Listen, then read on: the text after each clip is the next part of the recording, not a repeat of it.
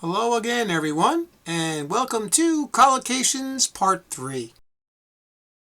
This is the third video in my collocation series, and like the others, I'll present 5 commonly used collocations to you numbered 11 to 15. But first, I'll give you the opportunity to guess the appropriate word or words to complete each one. Then I'll give you the answers and provide an additional example for each one. I also suggest that you pause the video at each question to give yourself more time to think of the answers. So, are you ready? Okay, here we go. Number 11. And the answer here is B, roam free. And the example reads, the zoo was run very well because it allowed the animals to roam free in certain areas instead of keeping them in cages. Now, to roam free, very commonly used collocation. Does unadulterated or outright mean the same thing? Maybe. They're close. But when somebody has animals and they're allowed to roam free, they're allowed to do things on their own. They're not constricted to a cage or some other kind of a container or barrier.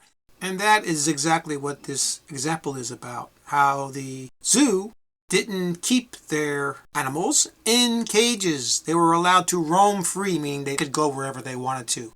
It was more like in their natural environment. Here's another example. Cows are allowed to roam free in many Indian cities. Okay, so we have cows, usually in India. They're allowed to roam free. They can go wherever they want. They're not constrained in a certain area. They can roam around, as we say. Okay, that's what roam free is all about, and that's why it's very commonly used. Okay, here's number 12. The answer here is C, planning for. This is used very often. Our example reads, planning for the future is essential for young people to consider when they begin working. So you're planning for something. Now, planning over something doesn't really work there. Or planning to the future? It's very close, but no, it doesn't work. Now, it might work if you said, I'm planning to save money for the future. Then it would work, okay? But the way this is used in this kind of a construction of the sentence, planning for, that's our collocation. Here's another example. I began planning for Christmas early this year by buying all my gifts in November. So in this case, the person's planning for Christmas by shopping early in November. Okay, so this is how planning for is usually used. And here's number 13.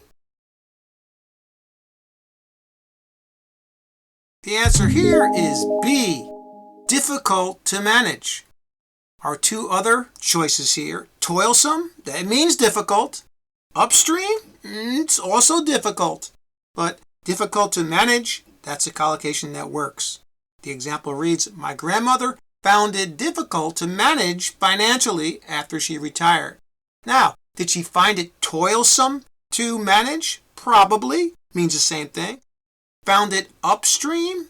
Upstream probably wouldn't work. Toilsome to manage? Very, very close. But difficult to manage, that's the most commonly, or let's say the most appropriate one used. Okay? Here's another example. Some children are difficult to manage, while others are able to manage themselves quite well. Okay? The same kind of a situation here where something is hard to do. So difficult to manage works really well.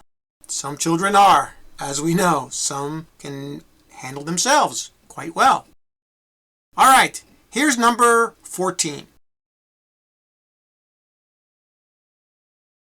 The answer here is brief, or a brief instant. And our example reads, for a brief instant, I thought that I had won the lottery. but then I realized that I read my ticket wrong. Okay, very, very short period of time is a brief instant. This is used a lot. Okay, now, is it a quick instant? Yes. Is it a temporary instant? I'd say yes also. Brief instant, that's the one that's most appropriately used by native speakers. Okay? Even though I would understand if you said these two other choices here. Here's another example. A marathon runner paused for a brief instant to get a drink of water before continuing with the race. Okay, so in the marathon, the runner stopped very quickly for a brief instant, right, to get a drink, and then he continued on, right? That's a brief instant. All right, our final collocation is number 15. And the answer here is valid or valid passport. That's our collocation.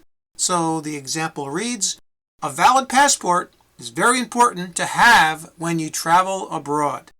Now, a valid passport is an up-to-date and authentic passport. That's valid, okay?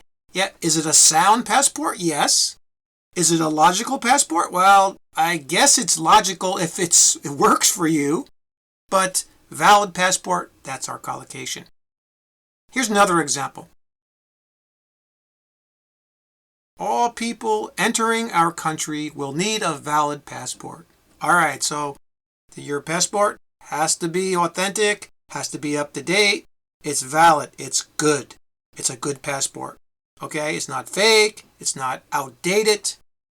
It is, as we say, valid.